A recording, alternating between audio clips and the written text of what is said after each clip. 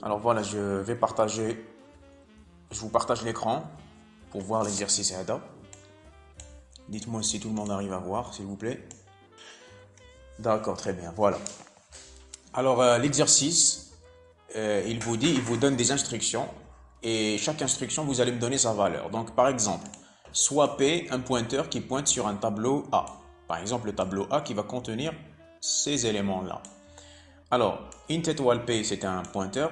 Comme on avait vu la dernière fois, on déclare un pointeur en utilisant l'étoile, une étoile. Alors maintenant, P égale à P, à A. Donc, qu'est-ce que je fais? Je vais affecter l'adresse du premier élément à P. Alors maintenant, je vous demande quelle valeur ou adresse vont fournir ces expressions. Alors cet exercice est intéressant pour voir si vous avez compris l'adressage en utilisant les pointeurs. Donc si vous avez compris la dernière fois, je vous ai expliqué qu'un pointeur, quand vous prenez le pointeur et que vous rajoutez des valeurs, c'est en fait vous jouez avec les adresses. Vous êtes en train de vous déplacer. Par exemple, si c'est un tableau, vous vous déplacez dans le tableau. Donc, par exemple, je vous ai expliqué que P, c'est l'adresse. Quand vous faites P égale à A, comme ici, P reçoit A. Il va recevoir l'adresse du tableau. Donc, l'adresse de P, P, c'est l'adresse du premier élément. P plus 1, c'est l'adresse du deuxième élément. P plus 2, c'est l'adresse du troisième élément, etc. Donc, en utilisant ce que vous avez appris la dernière fois, dites-moi ce que chaque instruction ici donne comme valeur. Allez-y, je vous donne quelques minutes pour faire l'exercice. Donc, chacun me donne sa valeur.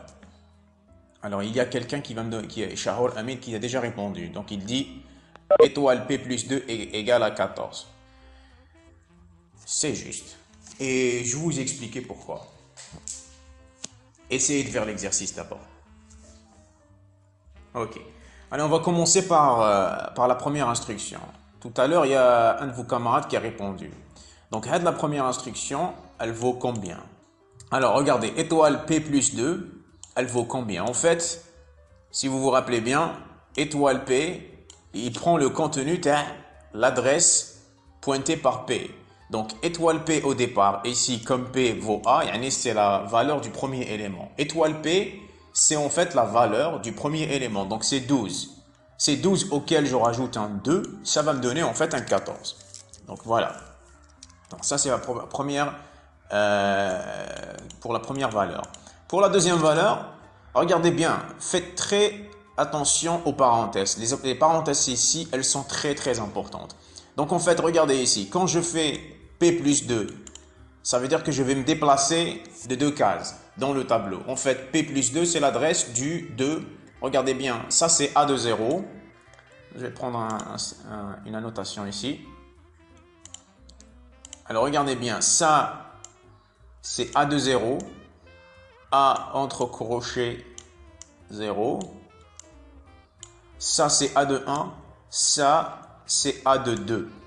Donc, en fait, P plus 2, c'est l'adresse, voilà, c'est l'adresse de A de 2. Donc, c'est ça. Ça, c'est, voilà. Donc, ensuite, ça, c'est l'adresse. Ensuite, si je mets les parenthèses et que je mets l'étoile ici, c'est en fait, je prends le contenu de cette adresse. Le contenu TH, c'est en fait 34. Voilà. Très bien. Il y a quelqu'un qui a répondu. Alors maintenant, ça c'est très intéressant. Regardez bien. Adresse de A de 4 moins 3. Qui peut me dire ce que cela va valoir? Qui peut me dire en commentaire? Alors comment on peut déduire ça? Regardez bien. Alors regardez bien comment on peut le déduire. En fait, l'adresse de A de 4, c'est en fait A plus 4. Ou bien P plus 4 dans ce cas-là. Parce que le P, il pointe sur A. Donc regardez, rappelez-vous toujours, l'adresse de A de 4, c'est le A plus 4, auquel je fais un moins 3, ici, et qui va me donner en fait A plus 1. A plus 1. C'est pas évident d'écrire avec la souris. Alors le A plus 1 en fait, c'est tout simplement, comme écrit ici Shahor Amin, c'est l'adresse de A de 1. Voilà. Comme ça, j'écris à peu près. Voilà. Je répète. L'adresse de A de 4, moins 3. En fait, le A de 4, c'est A plus 4. Au lequel je vais diminuer un 3, ça va me donner A plus 1. A plus 1, c'est en fait l'adresse de A de 1. Donc, Shahoul Amin a répondu ici. Très bien. Maintenant, le même principe. A de 3, c'est quoi? Donc, A de 3, quand on prend le même principe, c'est tout simplement l'adresse. Attendez, là, je vais écrire, c'est mieux.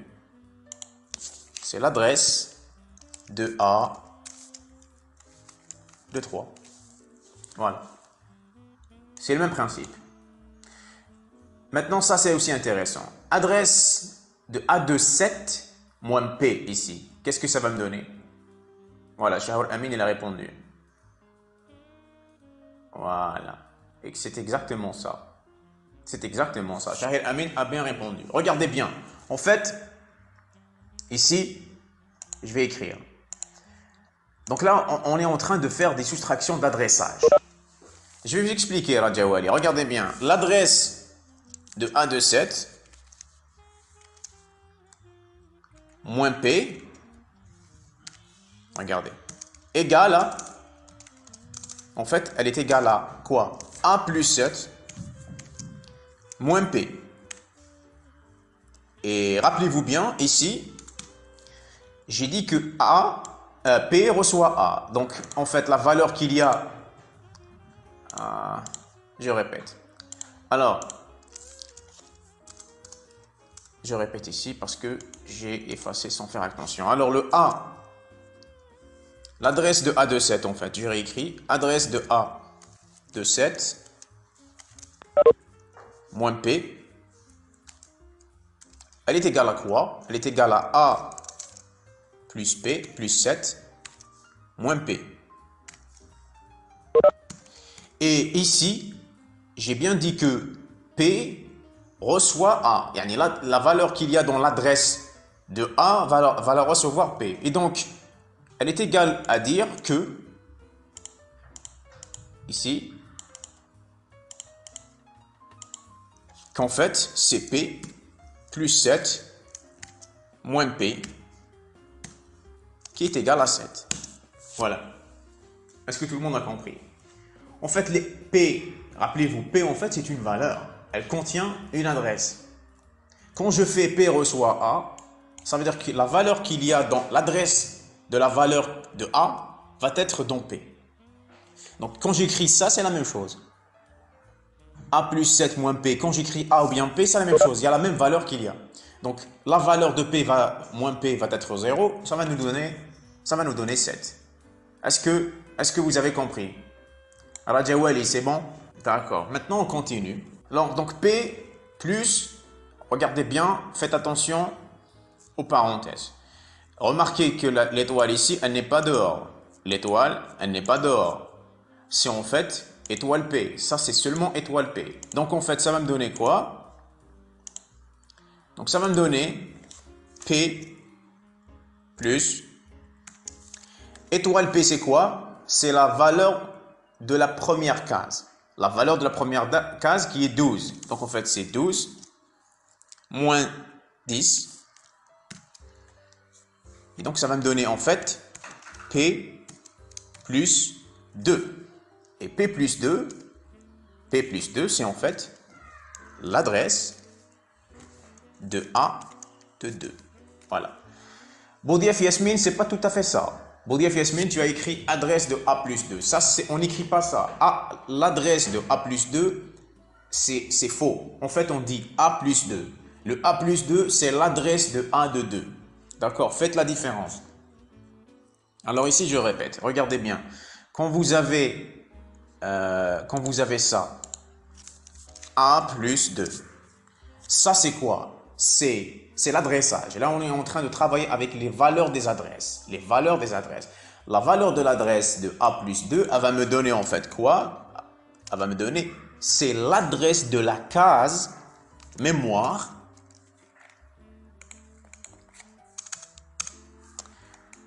Ok, je répète. Alors, A plus 2, ça va me donner l'adresse de la case mémoire de A de 2. Ça veut dire quoi en fait? Donc, regardez bien. A, c'est une adresse, plus 2. Ça va me donner une adresse. Par contre, A de 2, ce n'est pas une adresse. A de 2, c'est une case mémoire. C'est une variable. Donc, faites la différence. Regardez, quand je rajoute le et commercial, quand je dis que l'adresse de la case mémoire, c'est en fait l'adresse. C'est le A plus 2. D'accord? C'est très important que vous compreniez ça. Très bien, il nous reste le dernier. Normalement, ça c'est bon. Maintenant, la dernière valeur. Qu'est-ce qu'elle me donne? Faites très attention, étoile ici. Très attention. Alors, Fatima Benazi me dit 23. D'accord, Shahir, 23. Ok, on va vérifier ça. Alors, donc, on commence par ce qu'il y a à l'intérieur. Ça va me donner quoi? Étoile de P plus étoile P plus 8. C'est quoi P plus 8? P plus 8, c'est l'adresse du 9e élément. Donc, si je pars d'ici, 0, 1, 2, 3, 4, 5, 6, 7, 8. Donc, c'est 90. En fait, étoile P plus 8, c'est 90. Donc, ça va me donner étoile de P plus, je reprends ici, alors plus 90. Donc, P plus 90, je fais moins A de 7. Je ferme la parenthèse.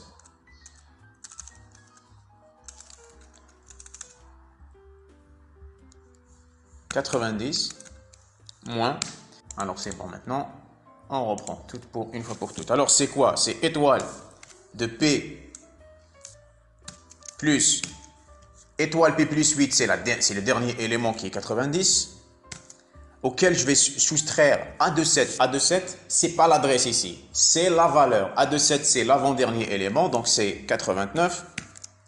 Et donc, ça va me donner quoi ça? Ça va me donner égal à étoile de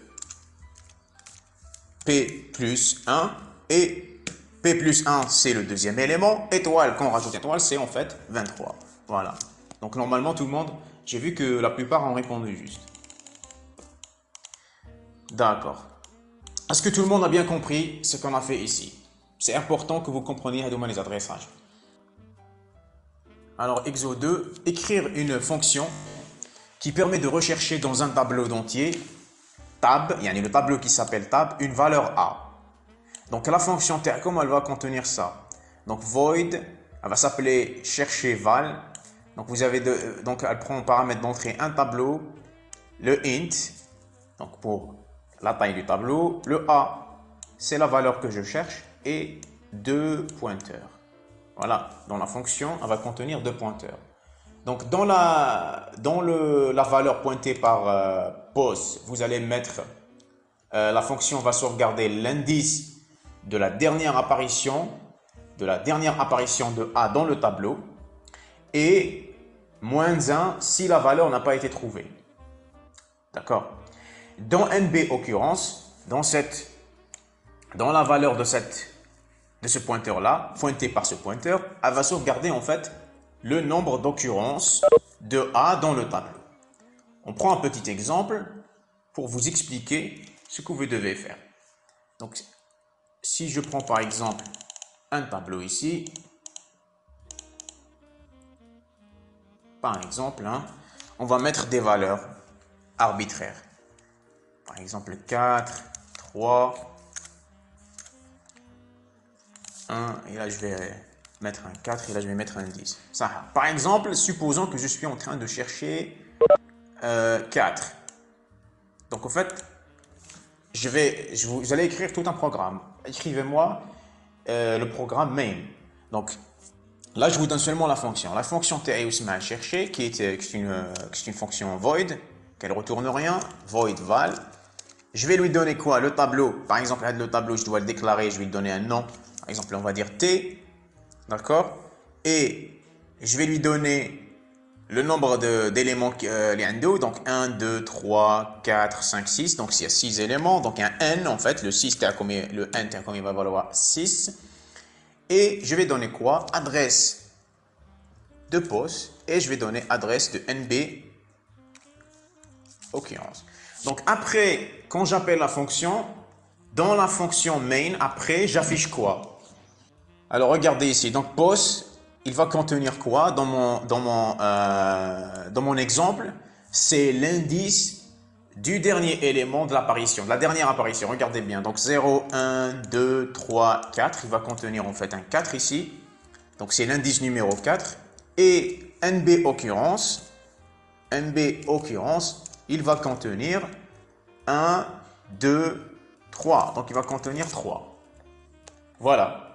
Est-ce que vous avez compris l'exemple? Bien sûr, s'il n'y a pas d'élément dans le tableau, le pos hadaya, il va contenir -1. Et le NB occurrence, il va contenir 0. Il n'y a aucune occurrence. Est-ce que tout le monde a bien compris ce que l'exercice vous demande? Alors, il y a Salah Din qui me dit qu'il n'a pas compris. D'accord, je vais essayer de réexpliquer. Alors, regarde bien, Salah Din. Alors, l'exercice te demande d'écrire une fonction qui permet de rechercher dans un tableau d'entier. Avec un tableau d'entier, tu cherches faire une valeur A contenue dans le tableau. Donc, la fonction que tu vas écrire, c'est quoi? Donc, bien sûr, il faut écrire le main et écrire le corps de la fonction. Et essayer de l'exécuter, c'est possible aussi. Alors là, vous allez utiliser la fonction. Donc la fonction, c'est une void, ça veut dire elle ne retourne rien. Elle fait seulement un traitement qui va s'appeler chercher val. Elle va prendre ses paramètres en entrée. Elle va prendre quoi? Elle va prendre un tableau en entrée. Int n. Donc int n, c'est le nombre d'éléments dans le tableau. Int a, c'est la valeur de la variable et il va contenir 2 pointeurs. Vous allez donner 2 pointeurs, 2 adresses en fait. Comme on avait vu la dernière fois quand je vous expliquais comment on appelle les fonctions en utilisant les pointeurs. Alors, dans pos, dans la variable pointée par le pointeur, vous allez sauvegarder l'indice de la dernière apparition. L'indice de la dernière apparition, c'est l'indice dans le tableau T, où A a été apparu pour la dernière fois. Je vais te donner l'exemple, et donc, sinon, il va mettre -1 si la valeur n'a pas été trouvée. Dans la valeur pointée par le pointeur NB Okadaya, vous allez sauvegarder le nombre d'occurrences A et dans tab, dans le tableau TACOM. Donc, je prends un exemple. Supposons le tableau tab, ou bien le tableau T, ou bien comme tu veux. Donc, les éléments du tableau. Supposons que je suis en train de chercher 4. Donc, dans ma fonction, je vais faire quoi? S'il vous plaît, coupez votre micro. Voilà. Donc, dans mon tableau, dans ma fonction, je vais lui donner quoi? Regarde ici. Je vais lui donner le tableau, les T, ou bien tab, comme tu veux. Je vais lui donner n, le nombre d'éléments les faits. Donc, le tableau fait 1, 2, 3, 4, 5, 6. Il y a quand même 6 éléments. Je vais lui donner la valeur que je cherche. Là, j'ai oublié. Donc, je vais donner 4 par exemple. Tu vois? Là, je suis en train d'écrire des constantes. Parce que je sais, là, c'est un exemple. Mais dans votre exercice, quand vous allez programmer, vous allez demander à l'utilisateur quelle valeur il peut chercher. Quelle valeur déjà il cherche. Et vous allez lui demander de remplir le tableau. Et il vous donne le nombre d'éléments. Donc, vous allez utiliser des variables. Là, il y a fait place 6 et 4, vous allez utiliser n. Et là, vous allez utiliser a, comme exemple. Je vais aussi lui donner l'adresse d'une variable, pos. Bien sûr, pos doit être déclaré. Et l'adresse d'une autre variable, il y a NB occurrence. À la fin, quand je sors de cette fonction, je dois avoir dans pos la dernière apparition à l'indice de la dernière apparition, les 4. Comment? Je vous explique ici. Avec les indices à le tableau TAC, ça part 0, 1, 2, 3, 4 et 5. Hadouma, ce sont les indices. Tu as le tableau. Ça, c'est T de 0, ou bien tab de 0, tab de 1, tab de 2, etc. Donc, pos, c'est la position de la dernière apparition. Donc, la dernière apparition, le 4 T, il est apparu à la position numéro 4, l'indice numéro 4. Donc, position va contenir 4. Et le nombre d'occurrences, la valeur A ou bien la valeur 4 dans le tableau. Donc, ben, les 3 fois, regarde bien. 1, 2, 3. Donc, nombre occurrence égale à 3. Voilà. Donc, vous allez m'afficher dans votre programme ces 2 variables. Que bien sûr, après avoir été rempli dans la fonction ADA. Bien sûr, vous allez écrire le corps de la fonction. Est-ce que c'est clair maintenant? Salah Eddin al-Qureshi, est-ce que c'est clair? Ok, parfait. Maintenant, faites-moi l'exercice. Et faites-moi l'exercice avec la fonction main. Je vous demanderai d'écrire tout le programme en utilisant la fonction main, la définition de la fonction et essayer d'exécuter le programme. Je vous donne quelques instants pour travailler sur ça. Ok, très bien. Il y a Shaour Amin qui a terminé. Shaour Amin, est-ce que tu peux partager ton écran pour que tout le monde puisse voir?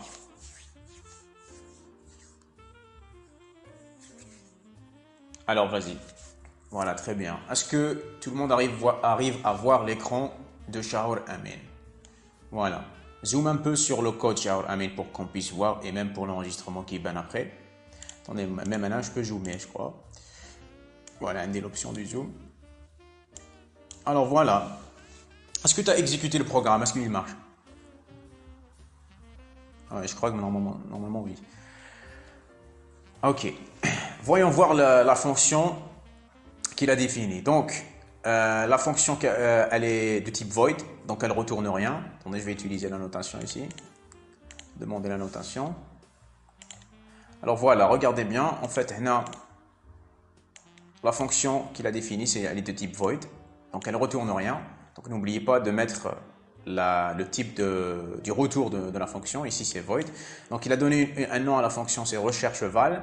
Après là, il a mis un tableau en entrée, int n, comme l'exercice a demandé, int étoile post, c'est le pointeur ou bien l'adresse d'une variable. Et là, int étoile nb occurrence, int étoile val, c'est la valeur laquelle je cherche.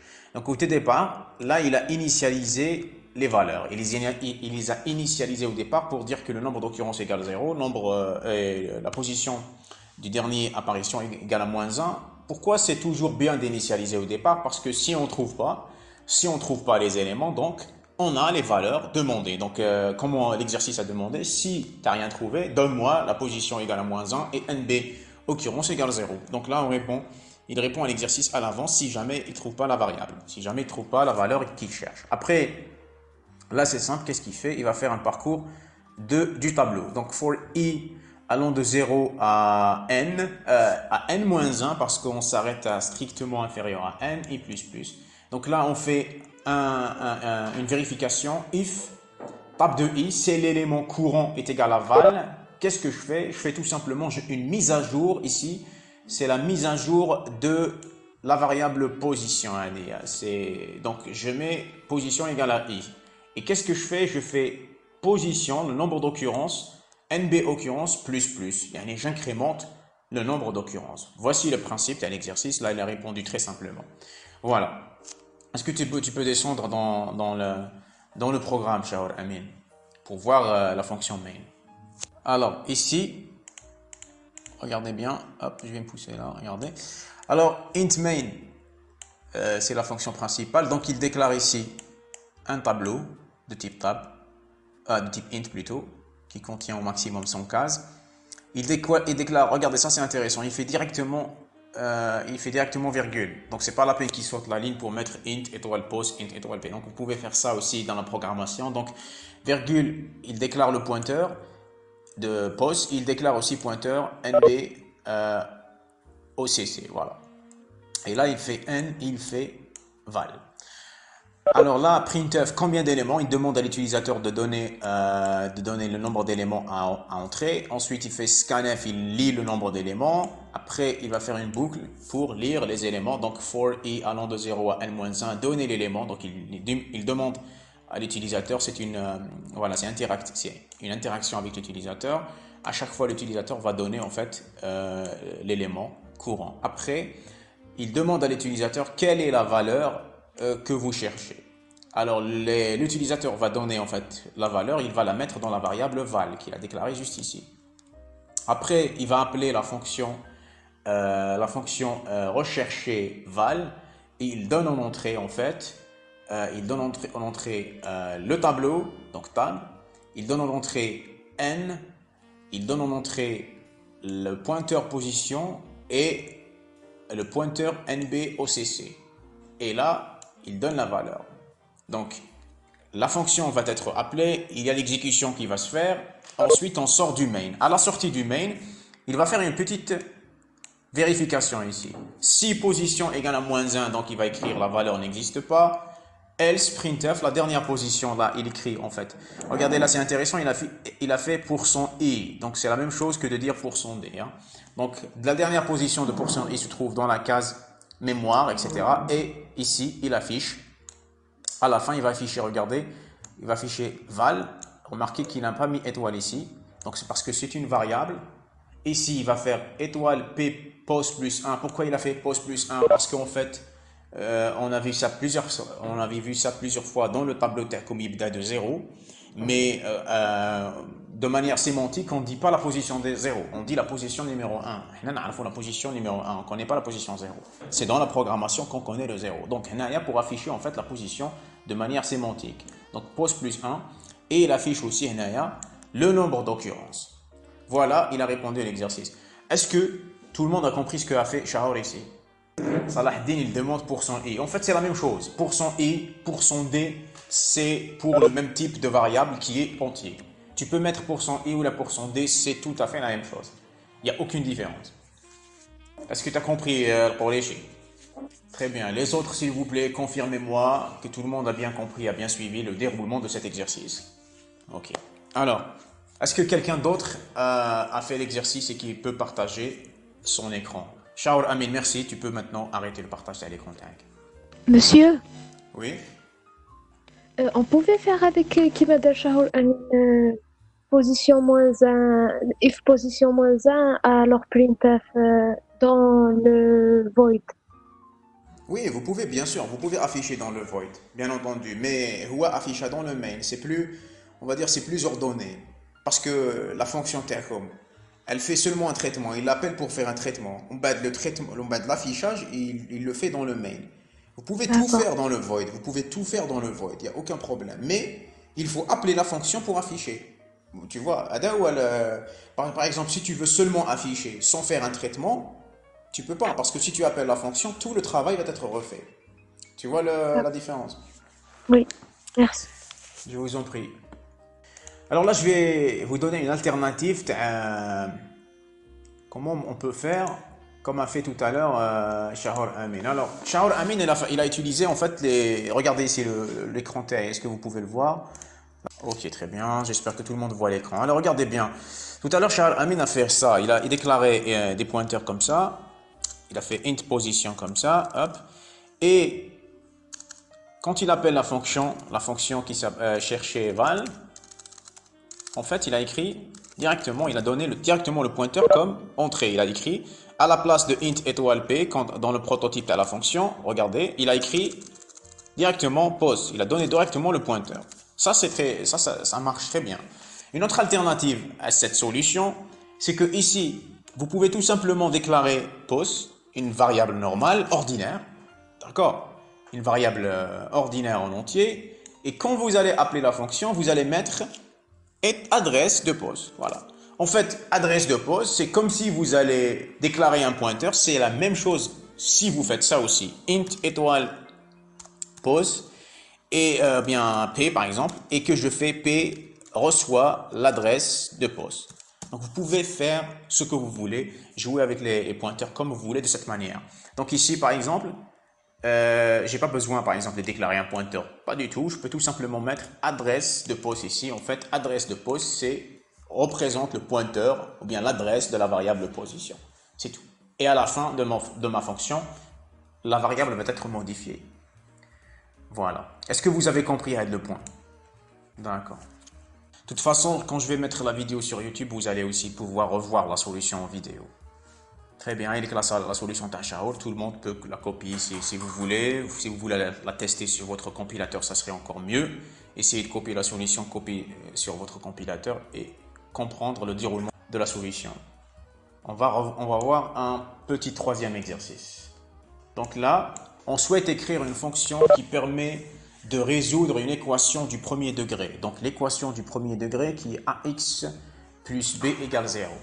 Alors regardez ici, voici le prototype de la fonction que je vous demande d'écrire. Donc int, donc elle va en fait quoi? Retourner un int, résoudre 1 pour dire résoudre une équation du premier degré. Elle va prendre en entrée int a, elle va prendre en entrée b et elle va prendre en entrée un pointeur. Donc la fonction va retourner le nombre de solutions trouvées. Regardez ce qui est intéressant dans cet exercice, c'est que je vous demande d'écrire une fonction qui fait deux choses. La première des choses, elle fait un retour, donc comme toute fonction ordinaire, elle retourne une valeur. Et la deuxième des choses, elle permet de modifier une variable en même temps. Donc elle modifie la valeur d'une variable à la sortie de cette fonction. Ça, c'est très intéressant. Donc la fonction va retourner le nombre de solutions trouvées. Elle va me retourner 0 s'il n'y a pas de solution. Elle va me retourner 1 s'il y a une seule solution. Et elle va retourner moins 1 si toute x est une solution. Yani, quelle que soit la valeur de x, c'est une solution. Donc, dans le cas où l'équation a une solution, s'il y a une solution, il y a une seule solution, donc vous retournez le 1 et vous modifiez en fait la valeur de votre variable x à d. Elle est la solution. La fonction va retourner la solution, ou bien va donner la solution dans x. Donc là, c'est à vous de me dire quand est-ce qu'on a une seule solution, quand est-ce qu'on n'a pas de solution du tout, et quand est-ce que toute valeur de x est une solution. Donc, essayez de réfléchir à ça, essayez de programmer ça, d'exécuter le programme si possible, et me donner la solution. Voici l'exercice off chat. Ok, vas-y, partage ton écran, cher Amin. Ok, voyons voir la solution, cher Amin. Est-ce que tout le monde peut me confirmer que vous arrivez à voir son écran avant de voir la solution? Ok, très bien. Alors là, je vais demander la notation et je vais zoomer sur l'écran.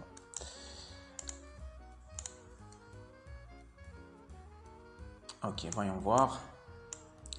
Alors là, la fonction SMASOL, l'exercice vous demande de retourner un int, comme on avait vu. Donc, elle prend en entrée le A, le B et aussi le pointeur qui va donner la solution. Donc, ici, int c égale à 1. Donc là, qu'est-ce qu'il fait? If a égale 0. Donc, si le a égale à 0, je vais écrire ici pour que vous puissiez comprendre ce qu'on fait. Donc, ax. Là, je vais changer la couleur de Là, je vais mettre ça, c'est mieux. Hop. Donc, quand je mets ax comme ça, plus b égale à 0, donc en fait, on va voir les possibilités des cas. Donc, quand je fais ça, donc si le a est égal à 0, donc si le a est égal à 0, et regardez ce qu'il fait ici, lui. Si le a est égal à 0, il va vérifier si le b est égal à 0. Donc, si tous les deux sont égaux à 0, donc il fait c égale moins 1. Ça veut dire que toute valeur que vous donnez à x est une solution. Parce que tout simplement ici, regardez là, si le x si les variables sont égaux à 0, donc je donne n'importe quelle valeur, 0 égale 0, donc c'est une solution vérifiée. Else, إذا كان le b n'est pas égal à 0, et إذا كان le a est égal à 0, ou le b n'est pas égal à 0, il n'y a pas de solution, parce que ça va vous donner 0 plus b égale 0, donc une constante égale à 0, c'est pas logique, c'est pas juste, donc c'est pas une solution. Else, le else t'as toutes ces cas-là, donc si le a et b ne sont pas égaux à 0 et que le a n'est pas égal à 0, donc le else ta'kum, il va donner la solution. La solution, elle est en fait x étoile x, parce qu'on travaille avec le pointeur, qui est moins b sur a. Donc, le b est Jimnaya, ce côté-là, et le x, c'est moins b sur a. Et à la fin, il fait return c. Donc, il retourne la solution comme a été demandé. Donc, s'il y a deux solutions, voilà, s'il y a une solution, il va retourner 1, regardez, ça veut dire ما يدخلش في if هادو, Donc, il va retourner 1 et il donne la solution. Si il y a les cas les cas spéciaux qu'on vient de voir, donc il fait ici des affectations. Donc C égale 0 ou bien C égale à moins 1. Donc regardez bien, ça ce qu'il a fait ici, c'est très juste. Ça répond parfaitement à l'exercice. Donc vous pouvez, il y a aussi une autre façon de faire, c'est que vous pouvez faire les returns à tout moment. Par exemple ici, regardez là. S'il y a une solution ici, nombre de solutions infini, il peut mettre ici return moins 1 directement. Là, s'il n'y a pas de solution, il peut faire return 0 quand j'ouvre ici les crochets comme ça. En fait, si je fais ça, la fonction va faire un return et c'est terminé. Et elle va se terminer. Voilà, vous voyez. Mais lui, là, il a préféré d'organiser les choses. Il utilise une seule variable qui va retourner à la fin d'après les cas. Donc, vous pouvez faire de plusieurs façons. Là, on descend vers le main pour voir. Est-ce que tu peux descendre le code, Shaul Amin? Voilà, très bien. Donc là, il déclare les A, B et X. Donc cette fois, regardez, cette fois, il n'a pas utilisé de pointeur, il a utilisé une variable X directement. Donc, int, donnez les valeurs de A et B de votre équation de type AX plus B0, donc équation du premier degré. Et A, B sont réels. Donc là, il va lire les deux éléments. Donc, pour son F, il est en train de lire sur une même ligne. Hein. Donc, vous tapez les deux variables, les deux valeurs en même temps. Après, qu'est-ce qu'il fait ici? C reçoit sol A, B, et ici, il donne l'adresse de X, comme je vous ai expliqué tout à l'heure. Pourquoi il fait C égale? Parce qu'en fait, la solution va retourner un entier ici. Ce n'est pas un void. C'est pas un void. Parce que si c'était un void, il va écrire directement sol A, B, adresse de X. Par contre, ici, il fait C reçoit. Donc ici, il va donner une solution.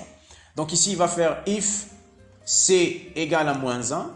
Il va dire toutes les valeurs de X sont des solutions. Cx égale à 0, il va dire il n'y a pas de solution. Else, il y a le else state, tous ces cas-là, il va donner la solution qui est contenue dans X. Il y a aussi une autre façon de faire ici. Ça, c'est très juste ce qu'il a fait. Tout simplement, vous pouvez ne pas mettre ici le C égale sol.